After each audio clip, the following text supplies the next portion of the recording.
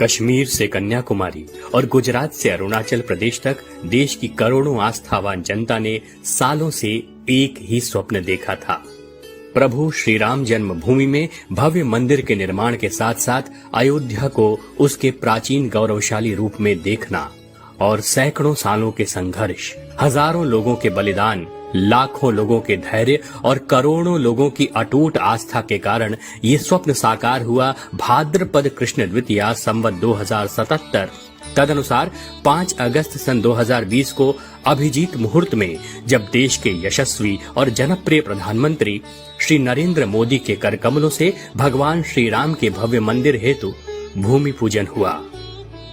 एक ओर जहां माननीय प्रधानमंत्री श्री नरेंद्र मोदी जी की प्रेरणा से इस स्वप्न को साकार करने के लिए माननीय मुख्यमंत्री योगी आदित्यनाथ जी पूरी एकाग्रता से लगे हुए हैं, वहीं उनके मार्गदर्शन में सप्तपुरियों में प्रथम अयोध्या को उसका गौरवशाली स्वरूप देने, श्रद्धालुओं की सुविधा और उन्हें सुखद और समृद्ध अनुभव देने के लिए विभिन्न परियोजनाओं और कार्यक्रमों का क्रियान्वयन किया जा रहा है। स्वप्न एक है, अयोध्या को अंतर्राष्ट्रीय पटल पर प्रमुखतम आध्यात्मिक, धार्मिक और पर्यटन नगरी के रूप में स्थापित करना। इस स्वप्न को साकार करने के लिए 3 लक्ष्य निर्धारित किए गए हैं। पहला, अयोध्या आस्था क्षेत्र को सनातन परंपरा के अनुसार आध्यात्मिक केंद्र के रूप में विकसित करना।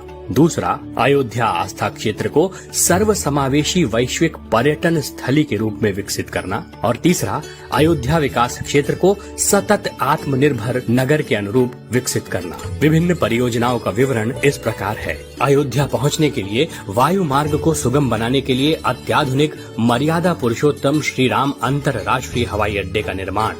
सुखद रेल यात्रा के लिए अयोध्या रेलवे स्टेशन को अत्याधुनिक सुविधाओं से सुसज्जित किया जाना और सुविधाजनक सड़क यात्रा के लिए विभिन्न शहरों से अयोध्या पहुंचने वाले मार्ग को 4 और 6 लेन में परिवर्तित किया जाना।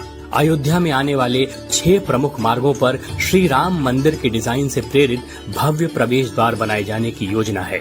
इसके साथ ही धर्मशालाओं का निर्माण भी प्रस्तावित है, जिनमें 30,000 श्रद्धालु रात्रि विश्राम कर सकते हैं। भव्य अयोध्या की परिकल्पना के तहत नगर के 13 किलोमीटर मुख्य मार्ग का चौड़ीकरण किया जा रहा है।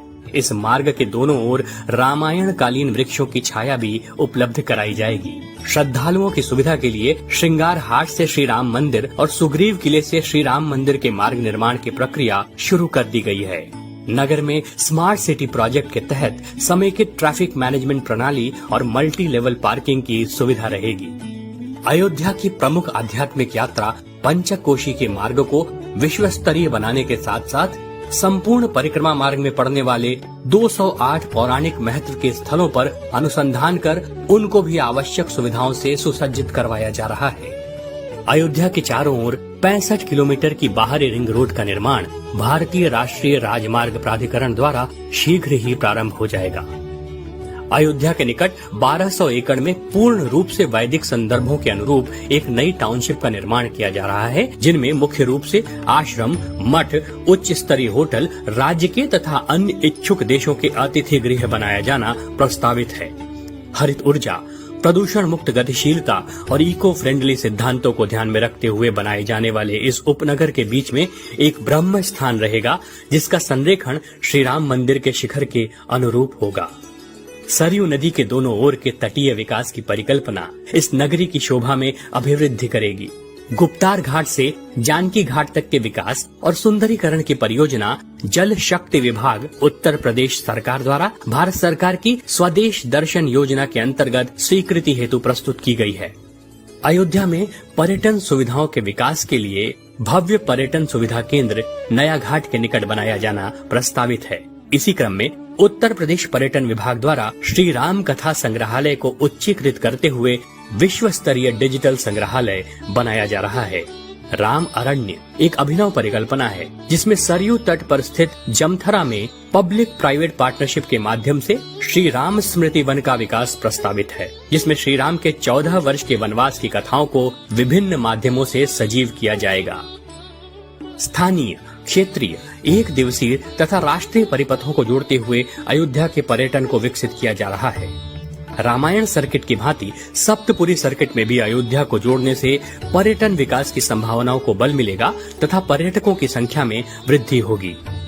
माननीय प्रधानमंत्री जी की प्रेरणा से दीपोत्सव 2021 से सरयू जी में क्रूज का संचालन प्रस्तावित है। भविष्य की जल आवश्यकता की पूर्ति के लिए कुंडों का नगर कहे जाने वाले अयोध्या के 108 से भी अधिक कुंडों का पुनर्जीवन किया जा रहा है। वर्तमान में सूर्य कुंड और भरत कुंड का विकास कार्य प्रगति पर है।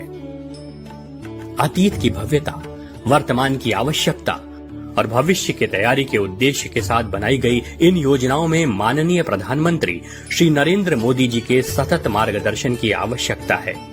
ये योजनाएं वृहद हैं, किंतु जिन प्रभु श्री राम के नाम के सहारे समुद्र पर सेतु बांध दिया गया था, वही प्रभु श्री राम इन सभी परियोजनाओं को सफलतापूर्वक संपन्न कराएंगे, ऐसा हमें विश्वास है। कवन सुकाज कठिन जगमाही, जो नहीं होई तात तुम पाही, राम काज लगी तब अवतारा, सुनत ही भयहु पर्वताकारा। जय श्री राम।